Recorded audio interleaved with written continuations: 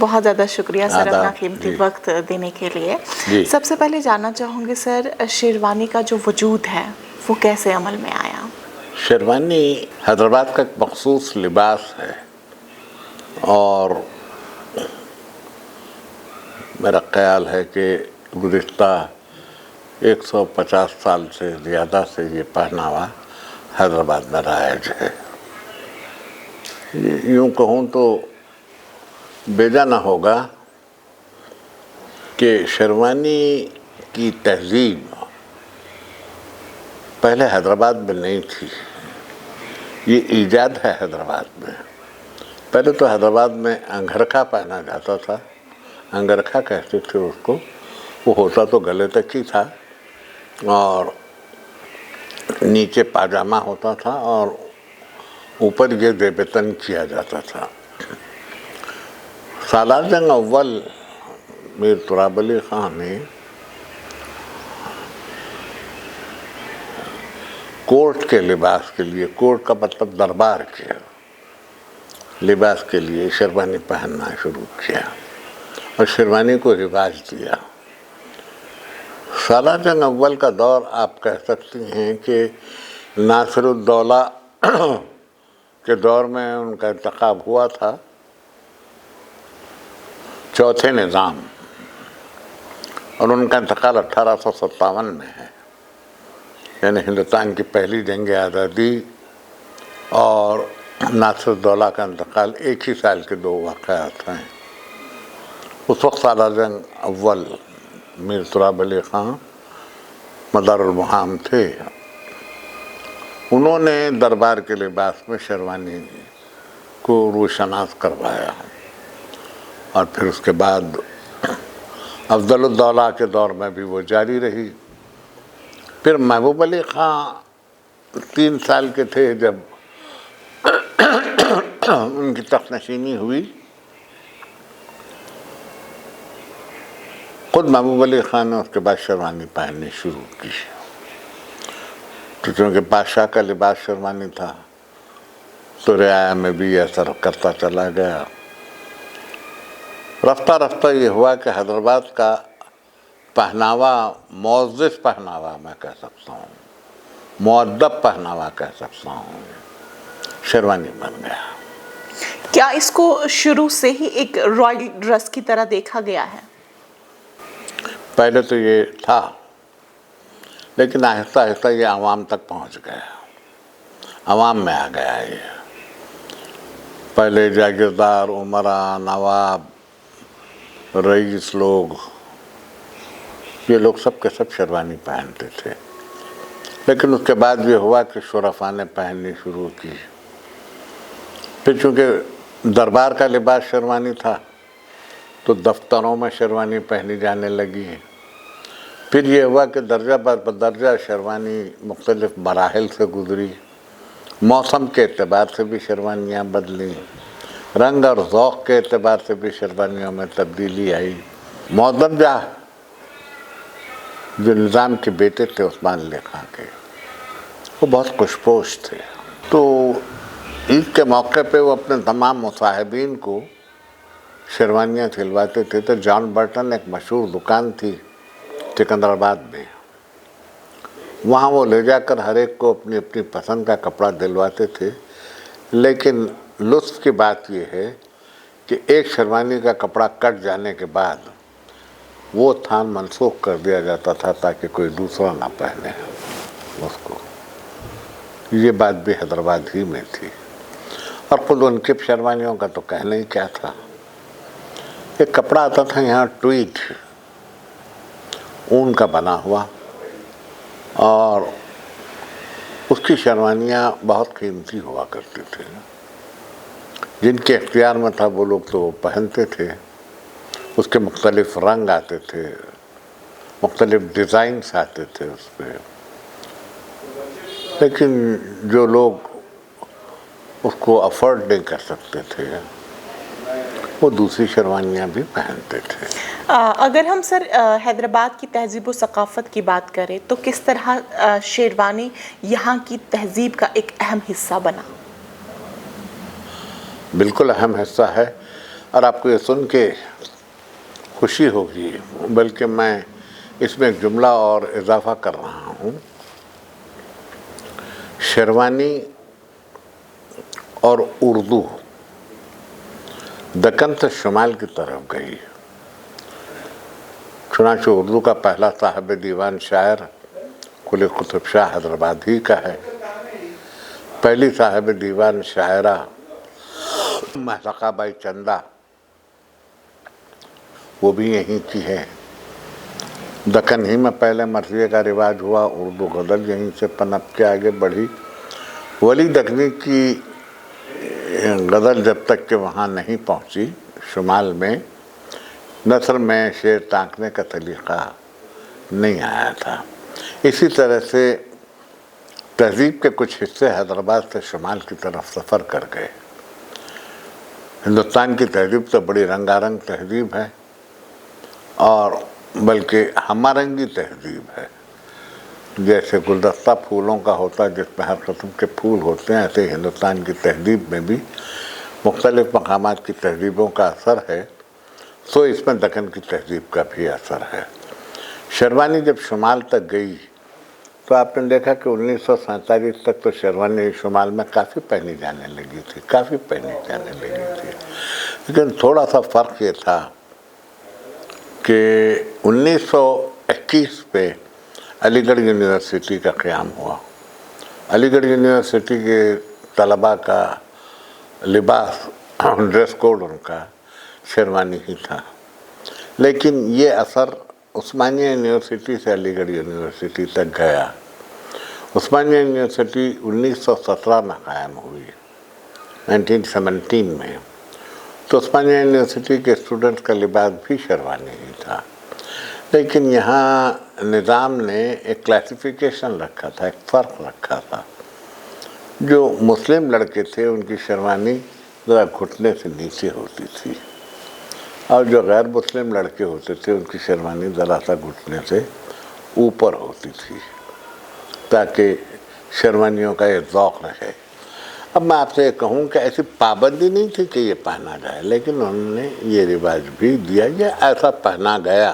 سر، آپ نے جس طرح سے کہا کہ عثمانیہ یونیورسٹی میں شیروانی ایز اے یونیفارم استعمال کی جاتی تھی، تو کس طرح سے اس رواج میں تبدیلی آ گئی؟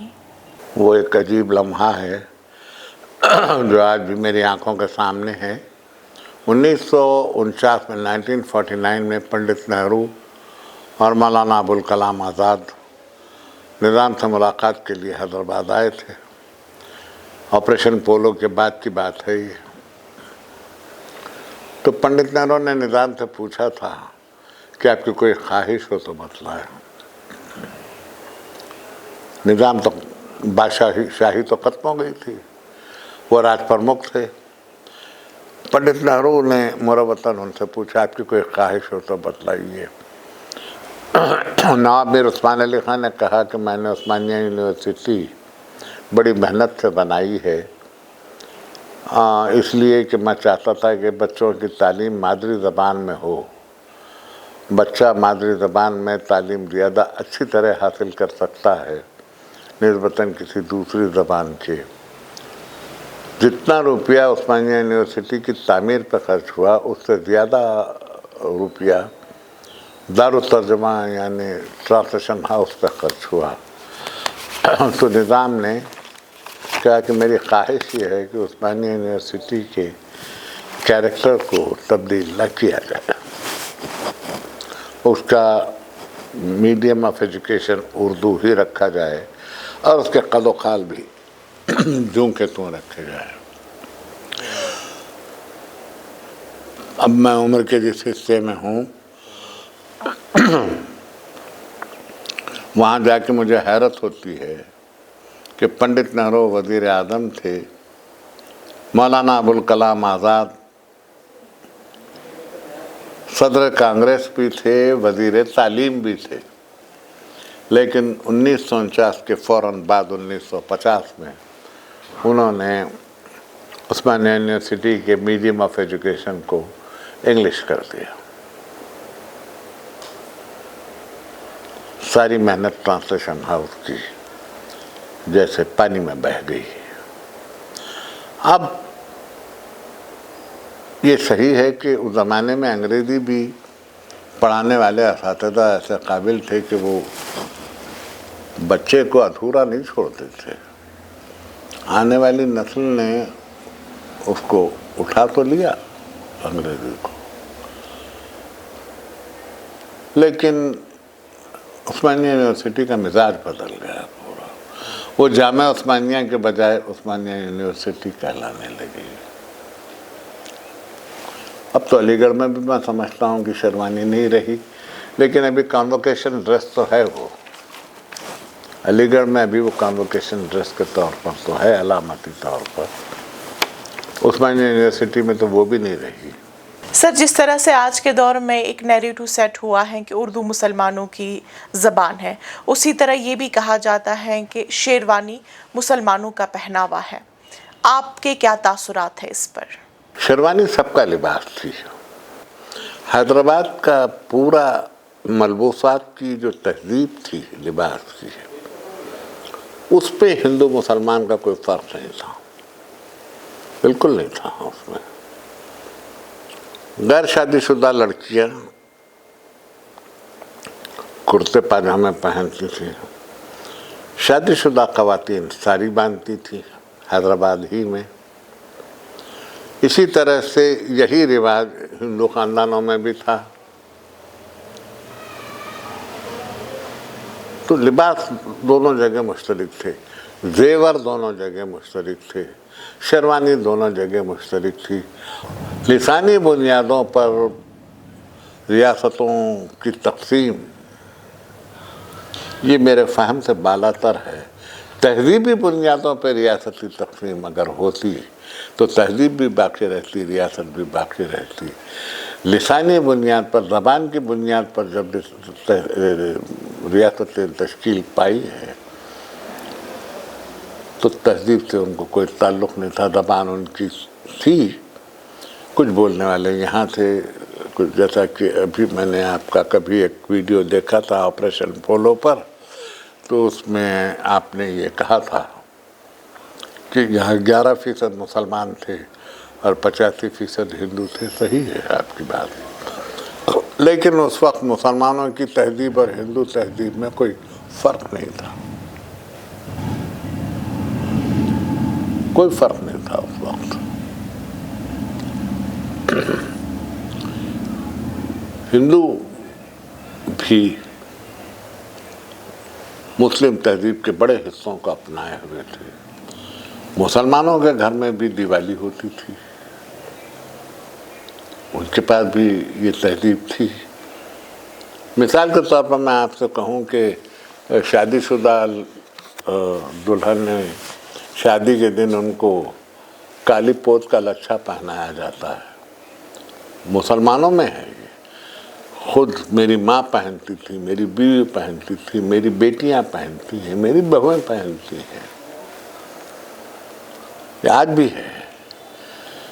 سر، آپ نے اب یہاں پہ بات کی کہ شیروانی یہاں پہ کسی ریلیجن سے کوئی اس کے ساتھ کوئی تال میل نہیں تھا، یعنی سب کا ایک ہی لباس ہوا کرتا تھا. اور اگر میں یہ آپ سے سوال پوچھوں کہ سر آپ کی نظر میں کیا آج بھی شیروانی جو ہے وہ حیدرآباد کے لیے ایک کلچرل سمبل ہے یا محض ایک پوشاک رہ چکا ہے؟ نہیں، ایک کلچرل سمبل ہے، آج کی ڈیٹ آج بھی ہے. چنانچہ آپ کسی نوشاہ کو بغیر شیروانی کے نہیں دیکھ پائیں گی. جو دولہا ہے وہ بغیر شیروانی کے نہیں ہوگا. دولہے کا چھوٹا بھائی جسے شہبالا کہتے ہیں وہ بھی شیروانی میں ہوگا. کب دولہے کے والد تو ہوں گے ہی، اور قریبی رشتہ دار جتنے بھی ہیں وہ شیروانی میں ہوں گے. بلکہ میں یوں کہوں کہ شادی میں اچھی خاصی فیصد تعداد شیروانی پہننے والوں کی ہوتی ہے. اگر ہم حیدرآباد کی ہی بات کریں، کیا ابھی بھی یہاں پر شیروانی پہننے کا جو رواج ہے وہ برقرار ہے یا اس میں کچھ فرق آیا ہے، یا خاص موقعوں پہ ہی شیروانی پہنا؟ خاص موقعوں ہی پر پہنی جاتی ہے شیروانی. اب شیروانی کا رواج کم ہوا مگر مٹا نہیں ہے. آج بھی سلائی کرنے والے سب سے مہنگی سلائی اگر کرتے ہیں تو وہ شیروانی ہی کی کرتے ہیں۔ سر اگر ہم نوجوان نسل کی بات اب کریں، چونکہ ہمارے جو والدین ہیں ظاہر ہے کہ وہ کہیں نہ کہیں اپنے کلچر سے جڑے ہوئے نظر آتے ہیں، لیکن نوجوان نسل کی بات کی جائے تو کس طرح سے وہ اس کلچر کو اڈاپٹ کر رہے ہیں؟ چونکہ آپ نے ابھی کہا کہ ویسٹرن کلچر کا جو ہے کافی زیادہ اثرات جو ہے وہ مرتب ہو چکے ہیں، لیکن نوجوان نسل جو ہے وہ کیا لگتا ہے آپ کو کہ ابھی بھی ان میں جو کلچرل ویلیوز ہے وہ کہیں نہ کہیں آپ کو نظر آتے ہیں یا بہت کم، بہت کم۔ مگر مجھے کوئی اور کلچر بھی تو دکھائی دے، میں خوش ہوں گا کہ اگر کوئی اور کلچر صحیح واضح طور پر نظر آئے تو میں خوش ہوں گا۔ ایک نئے کلچر نے اپنا مقام بنایا ہے یہاں۔ اس کلچر کو نہ میں بالکل انگریزی کلچر کہہ سکتا ہوں، نہ ہندوستانی کلچر کہہ سکتا ہوں۔ ایک نیا کلچر فروغ پا گیا ہے۔ شاید یہ میری خام خیالی ہو کہ یہ کلچر فلموں کے لباس سے وجود میں آیا ہے۔ میں اگر اس فریز کو استعمال کروں کہ the atlas has shrugged، پوری دنیا سمٹ گئی ہے، تو مختلف تہذیبوں کا اثر نئی نسل پر ہونا بھی بعید قیاس نہیں ہے۔ ایسے میں اگر شیروانی بدل گئی ہے تو کوئی حیرت بھی نہیں ہے۔ تو پھر دیکھیے کبھی بھی تہذیب کے عروج و زوال میں معیشت کا بڑا دخل ہوتا ہے۔ معیشت بہت بڑا کردار ادا کرتی ہے۔ جس زمانے میں شیروانی عروج پہ تھی وہ زمانے متمول زمانے تھے، اس زمانے میں اتنی مہنگائی نہیں تھی، آدمی بہت آسانی سے افورڈ کر سکتا تھا یہ ساری چیزیں۔ آج کچھ مہنگائی کی وجہ سے، کچھ موسموں کی تبدیلی کی وجہ سے، کچھ صرف تن پوشی کی وجہ لیے لباس میں بہت ساری تبدیلیاں آ گئی ہیں۔ تو ایسے میں بریانی اور شیروانی کو پوچھتا کون ہے، لیکن کسی نے فراموش نہیں کیا ان دونوں چیزوں کو۔ میں یہاں پہ ایک ٹرن لینا چاہوں گی سر، نظاموں پہ ہی واپس آ جاتی ہوں۔ نظاموں کا کیا خاص تعلق رہا ہے شیروانی سے اور کس طرح سے انہوں نے شیروانی کو اپنایا؟ ابھی میں آپ سے کہہ رہا تھا کہ افضل الدولہ تک تو شیروانی نہیں آئی، پانچویں نظام تک شیروانی نہیں آئی، چھٹے نظام سے شیروانی آئی۔ سالار جنگ کا دور اور محبوب علی خان کا دور ایک ہے۔ چھٹے نظام سے شیروانی آئی، ساتویں نظام میں صرف شیروانی پہنی۔ کبھی کبھار انہوں نے سوٹ پہنا ہے، کبھی کہا بات وہ کہیں ایک آدھ تصویر دکھائی دیتی ہے ان کی، ورنہ وہ شیروانی ہی پہنتے تھے۔ شیروانی کے بغیر حیدرآباد کا فیشن اور تہذیب کا ذکر کتنا ادھورا سمجھتے ہیں آپ؟ یہ آپ نے جو سوال کیا ہے، وقت کے ساتھ تہذیبیں بدل جاتی ہیں۔ جس کو میں عرف عام میں یہ کہوں کہ فیشن بدل جاتے ہیں، ایسے تہذیبیں بھی بدل جاتی ہیں۔ حیدرآباد بہت ساری اور چیزوں کی وجہ سے بھی پہچانا جا سکتا ہے۔ اس کے لیے صرف شیروانی نہیں ہے، شیروانی بھی ہے، لیکن صرف اکیلی شیروانی نہیں ہے۔ حیدرآباد کی زبان، بول چال، دکنی کا لہجہ، بہت ساری چیزیں ہیں جو حیدرآباد کی انفرادیت کو باقی رکھتے ہیں۔ جس طرح سے آپ نے کچھ کہا کہ کچھ شیروانیاں کافی زیادہ لانگ ہوا کرتی تھی، کچھ شارٹ ہوا کرتی تھی، تو اسی طرح سے کچھ بٹنز کی اگر ہم بات کریں تو اس میں وہ بھی کافی زیادہ اہم رول ادا کرتا ہے۔ دیکھیے انسان اپنے وجود کے اظہار کے لیے بہت سارے طریقے اختیار کرتا ہے، اپنی ذات کے اظہار کے لیے بہت سارے طریقے اختیار۔ شیروانی کے جو بٹن ہوتے تھے عام طور پر شمالی ہندوستان میں، عام طور پر کہہ رہا ہوں، 6 گنڈیاں لگائی جاتی ہیں۔ حیدرآباد کی شیروانی میں 7 گنڈیاں ہوتی تھے، کچھ لوگ 9 بھی لگاتے تھے، لیکن یہ بٹن ہمارے لڑکپن میں جو امیر لوگ ہوتے تھے، نواب، رئیس، جاگیردار، وہ اشرفی کے بٹن لگاتے تھے، سونے کے اشرفی کا بٹن بنوا لیتے تھے، پیچھے اس کے ٹانکا دے کے بٹن بنوا لیتے تھے۔ یہ نوابوں کی بات ہو رہی ہے۔ جی، تو غریب آدمی بھی جو ہے چاندی کے سکے میں بنوا کے لگا لیتا تھا۔ بھئی میں آپ سے کہوں، اگر نوابوں کے گھروں میں قالین بچھے ہوتے تھے تو غریبوں کے گھروں میں بوریے پر چہلواری کا فرش بھی بچھا ہوا ہوتا تھا۔ ان کے ہاں کمکاب کے پردے ہوتے تھے تو اس کے گھر پر بھی ٹاٹ کا پردہ تو ہوتا ہی تھا۔ سر، آپ نے ابھی کہا کہ فیشن کا آنا کوئی بری بات نہیں ہے، فیشن آئے ہم اس کا ویلکم کرتے ہیں، کیونکہ بدلتے دور کے ساتھ بدلتے خیالات کا بھی ہمیں ویلکم کرنا چاہیے۔ اور میرے برا کہنے سے فیشن بدلنے سے رک بھی نہیں سکتا، بالکل سر۔ وہ تو ہوگا تبدیل۔ تو جاننا چاہوں گی سر یہاں پہ کہ شیروانی کو آج کے ماڈرن فیشن ٹرینڈز کے ساتھ کس طرح سے انٹیگریٹ کیا جائے، جس شیروانی کا جو ابھی کا جو نیا ٹرینڈ ہے، شیروانی کو کس طرح کے سے ماڈرن فیشن کے ساتھ انٹیگریٹ کیا جائے تاکہ وہ پرانی بھی نہ لگے اور کچھ ہمیں اس میں کچھ خاص وہ ہو رہا ہے، اب وہ خود بخود ہو رہا ہے۔ شیروانی کے کالر میں فرق آ گیا، شیروانی کی لمبائی میں فرق آ گیا، بعض شیروانیاں تو اتنی لمبی ہو گئیں کہ وہ پنڈلی تک آنے لگی ہیں، چست ہو گئی۔ شیروانی تھوڑی ڈھیلی ڈھالی ہوا کرتی تھی۔ تو کہا جا سکتا ہے کہ مزاج پورا بدل چکا ہے؟ بدل رہا ہے، بدل چکا ہے، بدل رہا ہے مزاج۔ کچھ تو تبدیلیاں آ چکی ہیں اور کچھ تبدیلیاں انتظار میں کھڑی ہوئی ہیں آنے کے لیے۔ میں خود اپنے گھر میں دیکھتا ہوں تو باہر بھی دیکھتا ہوں،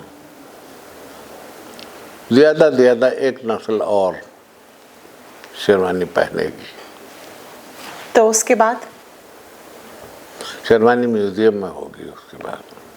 کس طرح کی کوششیں ہونی چاہیے تاکہ جو یہ ایک تہذیب کا جو ایک اہم حصہ ہے اس کو برقرار رکھا جائے؟ جب تک کہ حیدرآباد کی تہذیب کا کچھ نہ کچھ حصہ باقی رہے گا اس وقت تک شیروانی باقی رہے گی، کم یا زیادہ یہ میں نہیں کہہ سکتا، لیکن یہ باقی رہے گی۔ لیکن سر ایفرٹس کی اگر ہم بات کریں، ایفرٹس میں یہ ہے کہ اس لیے کہ جب تک کہ اس شہر کی تہذیب کسی کے گھر کا حصہ نہ ہو اس وقت تک کہ یہ تہذیبی عناصر پروان نہیں چڑھ سکتے، اور اس پر مباحثہ ہونے لگے گا کہ کیا شیروانی کے بغیر شخصیت ادھوری رہتی ہے، شیروانی کی جگہ کیا دوسرا لباس نہیں لے سکتا، لباس تو لباس ہے۔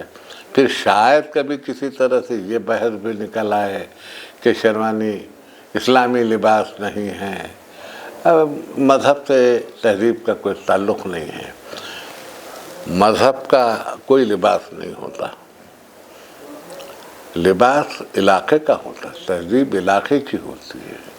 آپ عرب تہذیب کی باتیں کر کے اس کو اگر اسلامی تہذیب کہتے ہیں تو وہ کس حد تک کہ صحیح ہے یہ میں نہیں جانتا۔ تہذیب ملک کی ہے، علاقے کی ہے، موسم کے اثرات ہیں، میل جول کے اثرات ہیں، شہر نشینی کے اثرات ہیں۔ تو اب عام طور پر یہ مشہور ہو گیا کہ شیروانی اسلامی تہذیب ہے، اسلامی تہذیب نہیں ہے شیروانی، شیروانی حیدرآبادی تہذیب ہے۔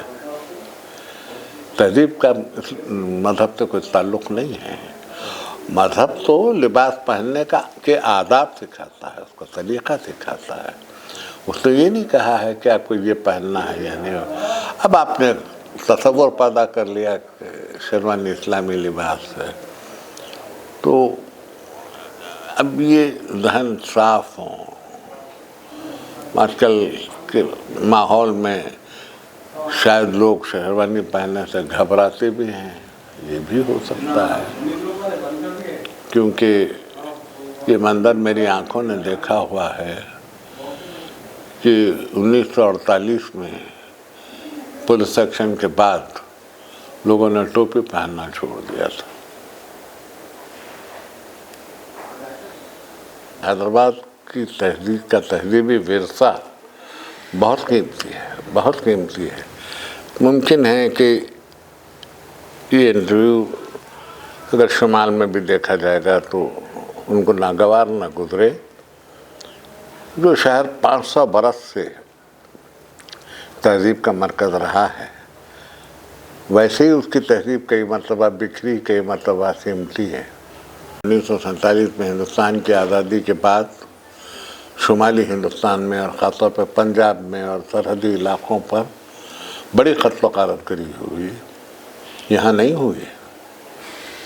हम यहाँ नहीं लूटे, हम लूटे 1956 में, 1956 में। और यूँ लूटे हैं कि जो हमारी पूरी तहजीब थी वो तहजीब लूटना शुरू हुई 1956 में। हम नहीं लूटे, हमारी पूरी तहजीब लूट गई। जो हमारे घरों में उगालदान थे वो गुलदान बन गए।